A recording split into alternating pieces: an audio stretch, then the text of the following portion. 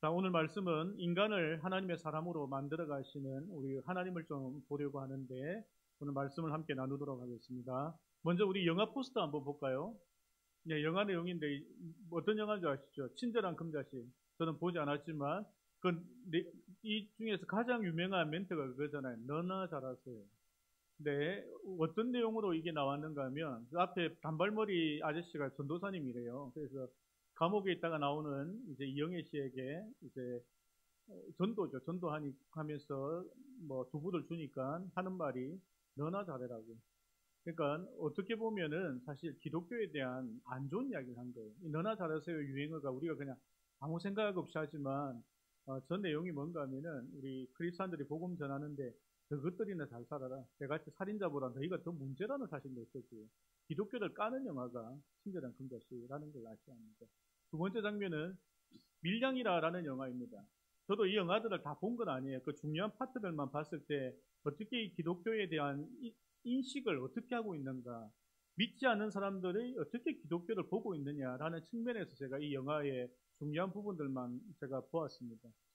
저기 이제 감옥에 있는 아저씨가 이제 제가 알기로는 그 전도연 씨 아들을 죽인 걸로 제가 알고 있는데, 이 분이 뭐라고 이야기하는가 하면, 내가 감옥에 있으면서 하나님을 만나고, 다 회개하고, 내 죄책감이 없어졌다는 거. 하나님하고 해결했기 때문에 나 문제가 없다라는 거. 그 전도연 씨가 오열을 하면서 막 교회에서 막 그 하나님에게 원망하는 그러한 장면들이 나옵니다. 하지만 여기서 우리가 중요한 걸 알아야 될 것은 무엇인가 하면 이 가해자가 오해하고 있는 것이 뭔가 하면 하나님께서는 누군가에게 내가 상해를 입히거나 누군가의 재산을 내가 손상을 입히게 되면 하나님께서 배상법이라는 걸 만들어 두셨어요. 그래서 네가 누군가를 상하게 하거나 누군가의 재산을 네가 손상을 입히면은 그것을 갚아주라고 되어 있는 거예요. 그러니까 정확한 복음은 뭔가 하면 내가 누군가의 다치게 하거나 물건을 부수면은 그것을 갚아주고 배상을 해서 그 사람의 그 상처들이 그래 손해가 없도록 하라는 것이 하나님 뜻인 거예요. 근데 내가 내 마음으로 하나님하고 이 문제를 해결했다고 해서 그 사람에게 아무것도 하지 않는 것은 잘못된 거예요. 심지어 고의적인 살인이나 이러한 문제가 생겼을 때는 그 부모에게 배상을 할 뿐만 아니라 내가 하나님 앞에 속건제를 드려서 이 문제를 하나님과도 추가로 해결해야 되는 것이 하나님의 법이라는 거예요.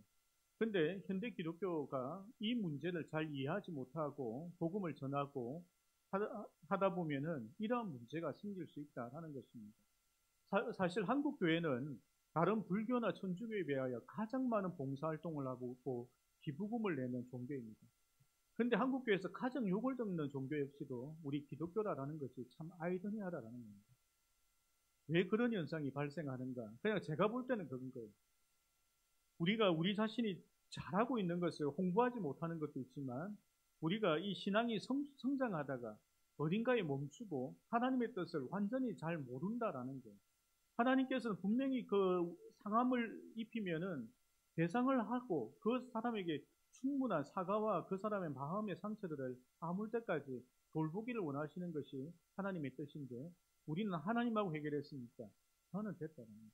그것은 잘못된 일이야. 잘못된 신앙이라는 거예요. 하나님의 뜻을 전혀 잘못 알고 있다는 것입니다. 하나님께서 하나님의 사람을 부르셔서 그들을 성숙하고 성장해 가시는데 그 성장해 가는 과정에서 멈추게 되면 안 된다는 것입니다. 오늘 성경 본문에 사울이 그러한 현상이 일어난 거예요. 전혀 하나님에 대해서 전혀 알지 못하고 또 하나님에 대해서 크게 일을 하는 뭐 제사장이나 선지자도 아닌 그들 하나님께서 부르셔서 성령 충만하게 하시고 하나님의 기적들을 맛보게 하시고 하나님의 예언을 하게 하셨는데 그가 이렇게 하나님을 만나고 성장해 가다가 어느 순간에 그의 성장이 멈추고 그는 하나님 앞에 버림받는 사람이 되었다라는 것입니다. 1990년대에 굉장히 히트했던 책 중에 하나가 박영선 목사님이 지은 하나님의 열심이라는 책입니다.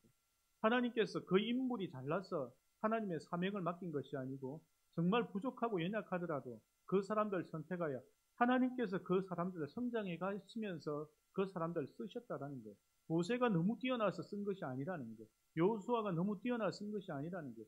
하나님께서 열심히 그들을 만들어 가시면서 쓰셨다라는 것입니다. 그것이 박영선 목사님이 하시는 말씀이라는 거예요.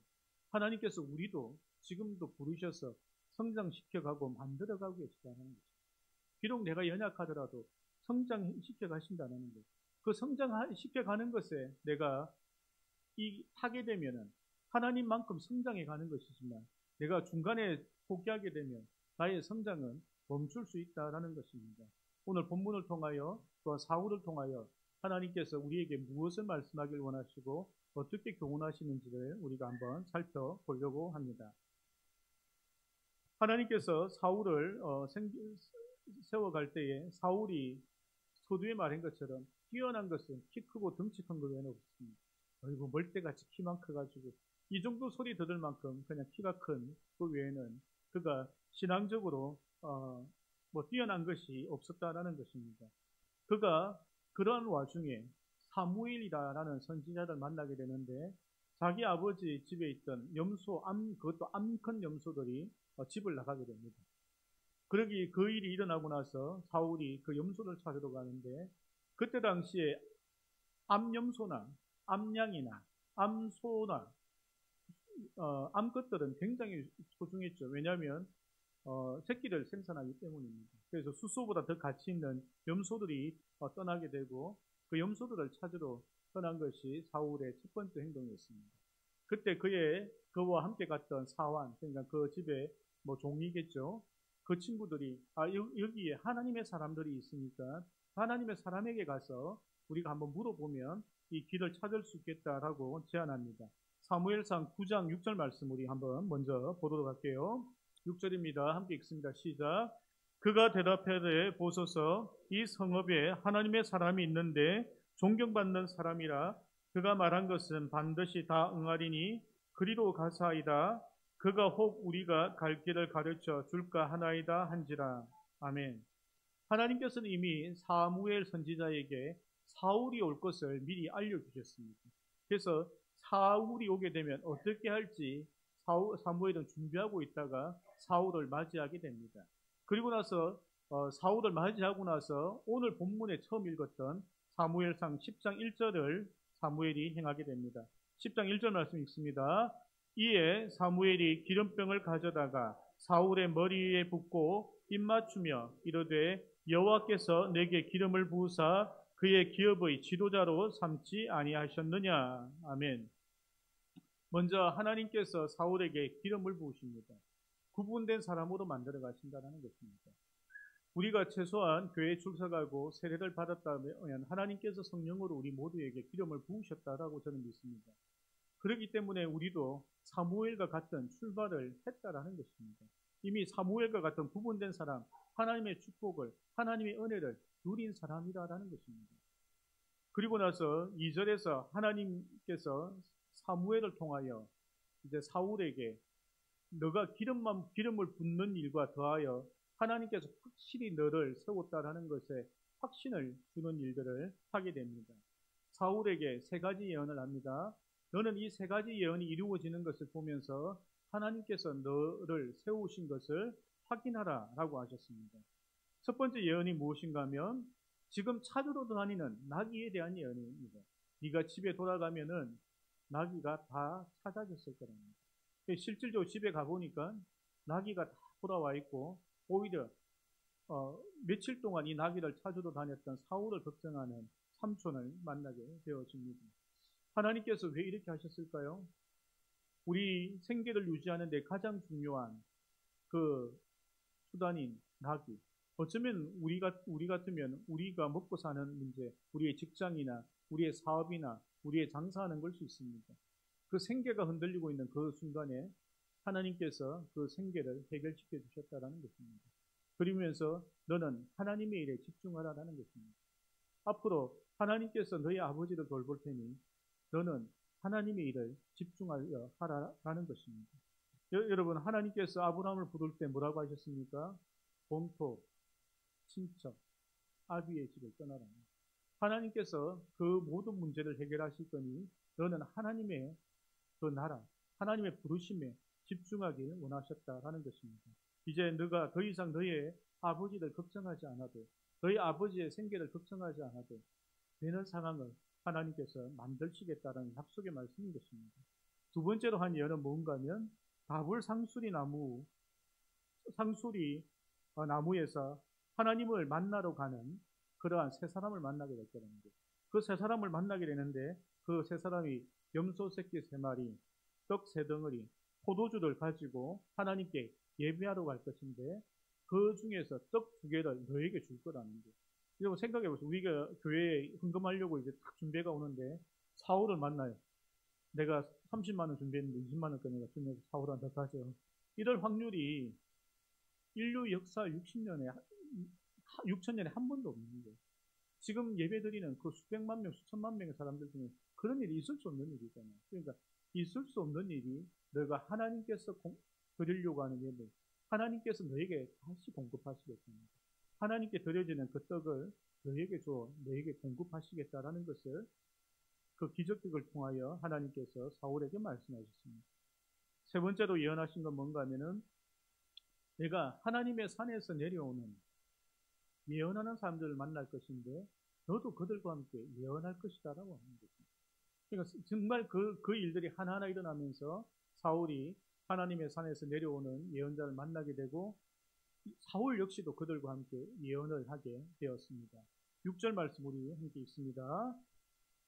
함께 읽습니다. 시작. 내게는 여호와의 영이 크게 임하리니 너도 그들과 함께 예언하고 변하여 새 사람이 되리라. 아멘. 하나님께서 사울이 새 사람이 될 것이라고 이야기했는데 그 앞서 이루어질 것이 무엇이라고 하셨는가 하면 하나님의 영, 하나님의 성령께서 사울에게 임할 것이다라는 말씀이었습니다. 하나님의 성령이 임하면 우리가 새 사람이 되고 우리가 새로운 일들을 하게 되어진다라는 것을 이 성경 본문을 통하여 우리는 알 수 있습니다. 그리고 나서 7절에 사울에게 이러한 부탁을 하는데 어떻게 부탁했는가 하면 7절 읽습니다. 시작. 이 징조가 내게 임하거든 너는 기회를 따라 행하라. 하나님이 너와 함께 하시느니라. 아멘. 7절 계속 띄워주세요. 이 말씀 무엇인가 하면 이제 세 가지 예언들이 이루어지는 거예요. 그리고 이 세 가지 예언들이 이루어지는 이 징조가 나타날 때에 너는 어떠한 방법을 써서라도 이 징조를 잡으라라는 말입니다. 7절 말씀을 원어에 가깝게 해석하자면 이 징조가 내게 임할 때에 너는 어떠한 방법을 써서라도 이 기회를 잡으라는 거예요. 하나님께서 우리에게 역사하실 때에 우리는 그 기회를 잡아야 한다는 것입니다. 적극적으로 우리가 그 기회를 잡아가라는 말씀을 하고 계시다라는 것입니다. 사랑하는 성도 여러분 보십시오. 우리가 기도 제목이 있습니다. 주시옵소서, 주시옵소서 해서 받았습니다. 와, 하나님 주셨네. 또 주시옵소서, 주시옵소서 해서 두 개를 받는 것이 아니다. 또 주시옵소서, 주시옵소서 세 개를 받는 것이 아니다. 주시옵소서 그 받으면 그것으로 하나님의 사명을 우리가 감당해야 된다는 것입니다. 또 그리고 나서 또 우리가 필요한 것이 있으면 또 기도하는 것입니다. 여러분 기도의 사람 하면 생각나는 사람이 있습니까? 다니엘이라는 인물 아시죠? 그가 하루에 3번씩 예루살렘을 향하여 하나님께 기도했던 사람입니다. 그가 기도할 때 무엇을 기도한 줄 아십니까? 세계 선교를 위하여 예수 그리스도가 오실 때에 대하여 교회에 그런 거 기도하지 않았어요. 공급하시는 하나님, 서플먼트 영어로 서플라이 하나님, 공급하시는 하나님, 나에게 필요한 걸 채우시는 하나님, 그것을 기도했다는 것입니다. 하나님께서 우리에게 그것을 기도하기 원하세요. 다니엘도 그 기도를 하루에 3번 했다는 것입니다. 그런데 중요한 것은 우리에게 그 필요한 것이 무엇이냐라는 것입니다. 돈, 자녀, 승진하는 것, 사업 잘 되는 것, 아프지 않는 것, 그러한 은혜를 하나님 주시는 것. 거기에 더하여 하나님께서는 영적인 것을 구하기를 원하신다는 것입니다. 그것을 우리가 구할 때 하나님께서 공급하시고 우리를 사울과 같은 사명자로 사용하신다는 것을 우리가 알아야 합니다. 9절 말씀 우리 계속해서 봅니다. 함께 읽습니다. 시작. 그가 사무엘에게서 떠나려고 몸을 돌이킬 때에 하나님이 새 마음을 주셨고 그날 그 징조도 다 응하니라. 아멘. 우리가 하나님의 일을 할 때에 새 마음을 받아야 한다는 것입니다. 그동안 내가 생각했던, 내가 경험했던 과거의 마음이 아니라는 거예요. 하나님께서 새로운 마음을 주신다라는 거예요. 새로운 일을 맡기신다라는 것입니다. 사울은 어떻게 살았습니까? 아버지 일을 도우며 살은 사람입니다. 목축을 하며 살은 사람입니다. 아버지가 공경에 처하면 그걸 돕는 착한 아들이었습니다. 하지만 이제는 새 마음을 가지고 새로운 일들을 해야 한다는 것입니다. 제가 늘 우리 신앙생활 하는 분들에게 설명하는 것이 있습니다. 우리가 예수를 믿고 살아간다는 것, 그것은 어떤 삶의 변화인가? 우리가 초등학교, 중학교 갈 때에 얼마나 변화가 있습니까? 나의 키가 좀 크고 초등학교, 중학교라는 바뀐 학교를 가지만 가보면 똑같잖아요. 칠판 있고, 선생님 있고, 선생님 교탁 있고, 의자 있고, 앉아서 수업 듣다가 숙제 주면 집에 가서 숙제하고, 중간고사 치고, 기말고사 치고, 땡. 그럼 중학교에서 고등학교 가면 어떻습니까? 똑같죠? 교탁 있고, 선생님 있고, 칠판 있고, 의자 있고, 책상 있고, 앉아서 공부하다가, 숙제 주면 숙제하고, 중간고사 치고, 기말고사 치고, 시험을 좀 더 치고, 야간 자율학습 치는, 이 정도 차이잖아요. 근데 우리가 대학을 졸업하고 직장 가면 어떻습니까? 선생님이 있습니까? 없죠. 교탁 없죠. 자기보다 높은 직장 상사들만 쫙 있으면 나에게 명령하고 왜 못하냐고. 이 완전 차이인데. 군대 가면 어떻습니까? 대학 생활하다 군대 가면 전혀 다르잖아요. 그냥 내 마음대로 이렇게 살다가 군대 가면 일어나는 시간 똑같아. 잠자는 시간도 정해져 있고. 내가 하기 싫어도 무조건 시키는 일 계속 해야 돼. 그것을 2년, 3년 하다가 제대로 하잖아요. 신앙생활도 그런 변화인데. 내가 일상적인 삶을 살아가다가 나의 일상은 크게 변한 것 같지 않은데 나의 영적인 상황과 생각은 완전히 변합니다. 주일 아침에 눈을 뜨면 뭔 생각합니까? 교회 가야지. 그게 바뀐 거예요. 아침에 일어났을 때 기도해야지. 말씀 읽어야지. 어떤 공경에 처하면 내가 기도해야지. 이러한 삶으로 변한다는 거예요. 하나하나가 바뀝니다. 나에게 축복이 임하면 하나님께 주신 거 아니야. 아닌가라는 생각을 하는 거예요.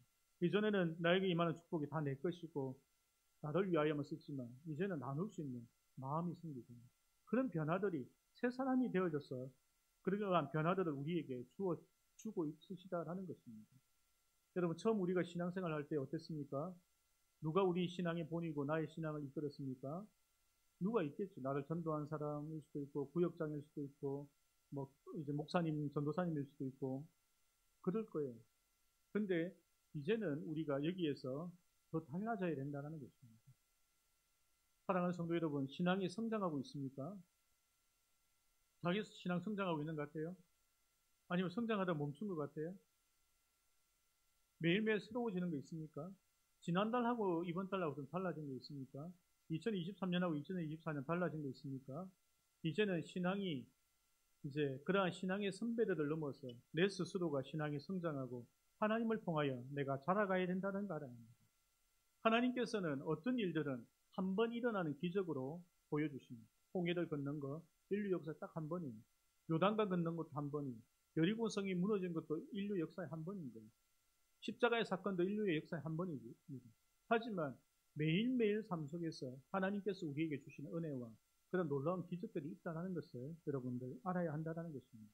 치유의 하나님 어떻습니까? 매일 일어날 수 있는 하나님이시죠. 위로의 하나님, 나의 길을 인도하시는 하나님, 다니엘이 기도했던 것처럼 공급하시는 하나님, 성령의 9가지 열매, 성령의 다양한 은사들, 이것은 한 번의 기적으로 일어난 것이 아니라 매일 삶 속에서 이제 일어난다는 것입니다. 처음 내가 예수를 믿고 신앙이 성장해가는 그 과정에서 내가 만났던 하나님, 그 하나님이 이제는 나의 삶 속에서 오늘도 일어나는 거예요. 6월 9일 날 일어나고 6월 10일 날도 그런 하나님이 내 삶 속에 일어난다는 것을 우리가 알아야 된다는 것입니다. 그것을 하나님께서 우리에게 원하신다는 거예요. 우리가 멈추게 되어지면 우리가 사울과 같은 일이 일어나는 거예요. 사울이 그래 반짝하고 빛났던 그 이 신앙의 경험과 체험들이 몇 년 가지 못했다는 거예요. 몇 년 가다가 그는 이 신앙이 멈추고 하나님께 버림받고 왕의 자리에서 물러나게 되었다는 것을 우리가 알아야 합니다. 하나님께서 사울을 통하여 교훈하시는 것이 그것이라는 거예요. 하나님께서 하나님의 열심으로 하나님의 백성들을 부르셔서 체험하게 하시고 경험하시게 하고 은혜 받게 하시고 또 환상을 보게 하시고 여러 가지들로 하나님께서 공급하셨는데 가다가 중간에 멈추어지게 되면 사울과 같은 일이 일어난다라는 것입니다. 빌립보서 1장 6절 말씀 우리 함께 봅니다. 함께 읽습니다. 시작. 너희 안에서 착한 일을 시작하신 이가 그리스도에 이루실 줄 우리가 확신하노라. 아멘. 너희 안에서 착한 일을 행하신, 그러니까 우리가 예수 그리스도를 믿고 하나님을 믿는 또 말씀대로 살아가는 이런 착한 일을 시작했는데 이게 언제까지 가야 되는가 하면 예수 그리스도가 다시 오실 때까지, 그러니까 예수 그리스도가 재림할 때까지 이 일들이 이루어지기를 하나님께서는 소원하신다는 것입니다. 이 성경 내용의 핵심적인 내용 중에 하나가 뭔가 하면은 하나님께서 우리의 신앙은 성장시키겠다, 에스컬레이트 하겠답니다. 우리 백화점 가면 에스컬레이터 타잖아요. 1층에서 2층 갔다가 2층에서 3층 갔다가 잠시 쇼핑하고 구경하고 다시 4층 갔다가 계속 우리가 멈추는 순간에 있어도 계속 성장해 가길 원하시는 것이 하나님의 뜻이다 하는 것입니다. 모세와 여호수아를 보십시오. 모세는 80세에 하나님 만났습니다. 하나님을 만나고 체험한 것이 몇 년이나 지속되었습니까? 40년 동안 지속됩니다. 40년 동안. 홍해 가르고 10가지 재앙하고 만나와 메추라기 쭉 가다가 거기서 끝난 것이 아니라는 거예요. 40년 동안 광야에서 여러 가지 체험을 하고 마지막 죽는 순간까지도 하나님께서 모세에게 말씀을 하시면서 너는 여기에서 내가 데리고 갈 거다. 나는 그 말씀도 들으면서 하나님의 칭찬을 들으면 갔다라는 것입니다. 여호수아는 어떻습니까? 그 처음에 모세 옆에서 사역을 시작하고 나서 7, 80년 동안 하나님의 인도하심을 경험했다라는 것입니다. 그냥 5년, 10년 겪은 것이 아니에요. 2, 30년이 아니고 7, 80년이라는 거예요. 내가 젊었을 때 신앙이 좋았다. 내가 봉사했던 교육부서가 막 부흥했다. 찬양팀이 막 은혜가 넘쳤다. 옛날에 했던 그 이야기만 하는 것이 아니고 그 은혜가 70년, 80년 유지되었다라는 거예요. 그것이 여호수아의 신앙이라는 거예요. 끊임없이 자기가 죽을 때까지 하나님의 은혜와 경험들을 하면서 그가 계속적으로 해갔다라는 것입니다. 하나님을 축복합니다. 우리의 신앙이 과거보다 더 빛나길 축복합니다. 나의 신앙의 전성기는 아직 안 왔습니다. 나의 신앙의 전성기는 앞으로 다시 올 거라는 확신을 가지는 그러한 믿음 가지시기를 축복합니다. 두 번째로 살펴볼 것은 하나님께서 이제 사울을 부르셨어요. 하나님께서 막 경험하게 하셨어요. 막 기적을 만났고 와 어떻게 이런 일이 있지 경험했습니다. 그러면 사울만 경험하면 됩니까? 사울은 이스라엘의 지도자가 되어야 되기 때문에 이스라엘 백성들에게도 그런 확신을 줘야 했습니다. 그래서 사무엘이 이제 기름 붓고 나서 이스라엘 백성을 다 불러 모읍니다.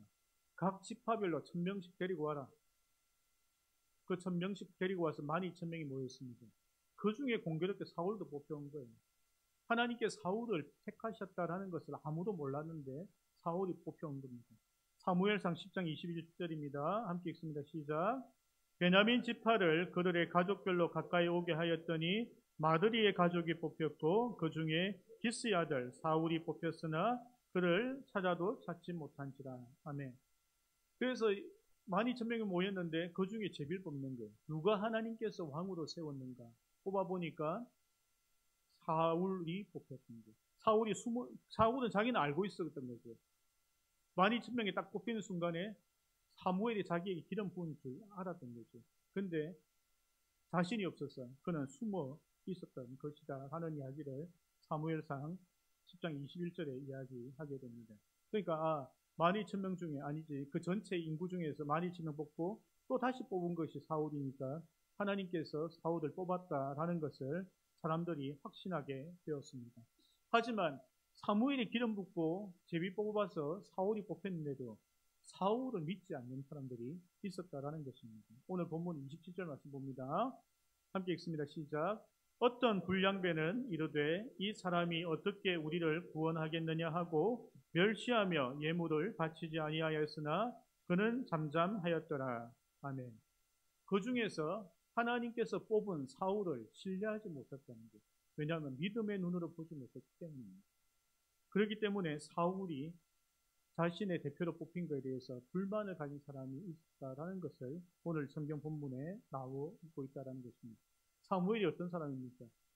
12살 때부터 한 번도 그의 말이 땅에 떨어진 적이 없는 사람입니다. 그동안 많은 전쟁에서 사무엘을 통하여 이기게 하셨습니다. 그것을 본 사람들 중에서도 이러한 불신의 사람들이 있고 그것을 하나님께서 불량배, 영어로 하면 트러블 메이커, 하나님의 나라에 문제를 일으키는 사람, 그런 사람이 있다라는 것. 그 사람에 대하여 하나님께서 지금 말씀하고 계신데 하나님의 나라를 방해하는 그러한 사람이었다라는 것을 이야기하고 있습니다. 이제 그러한 어떤 불신을 가지고 있는 이제 사람들이 있으니까 하나님께서 이 불신을 종식시키는 일을 일으키시는데, 그것이 암몬이라는 족속이 쳐들어오게 하고 하나님께서 사울을 내보내어 전쟁에서 사울이 어떤 일을 하는지 눈으로 보게 하셨습니다. 사무엘상 11장 11절 말씀 우리 함께 봅니다. 시작. 이튿날 사울이 백성을 3대로 나누고 새벽에 적진 한가운데로 들어가서 날이 더울 때까지 암몬 사람들을 치매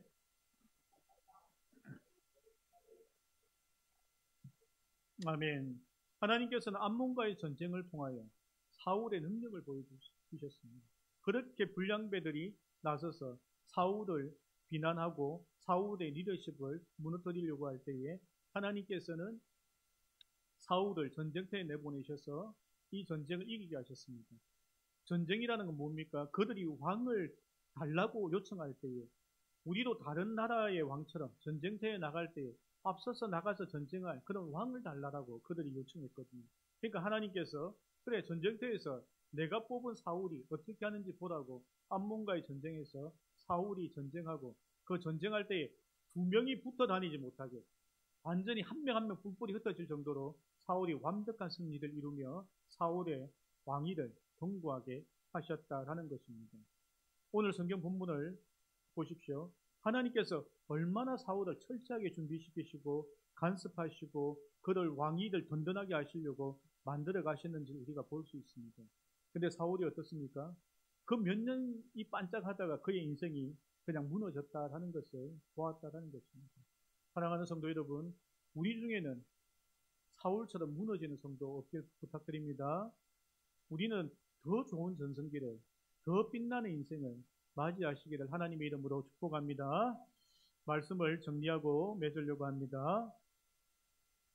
청소년 자녀들 둔 부모들이 대체로 하는 말이고, 대학 가서 놀면 된다.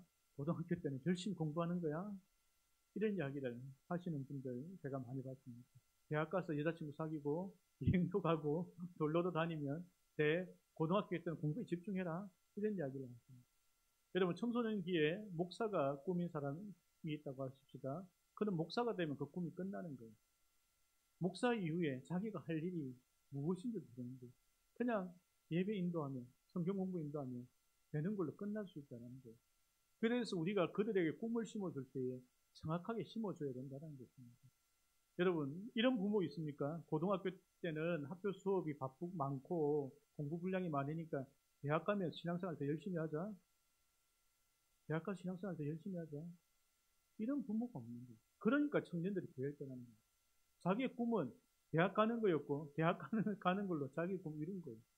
그러니까 대학 가서 방황하고 놀고 신앙을 떠난다는 것입니다.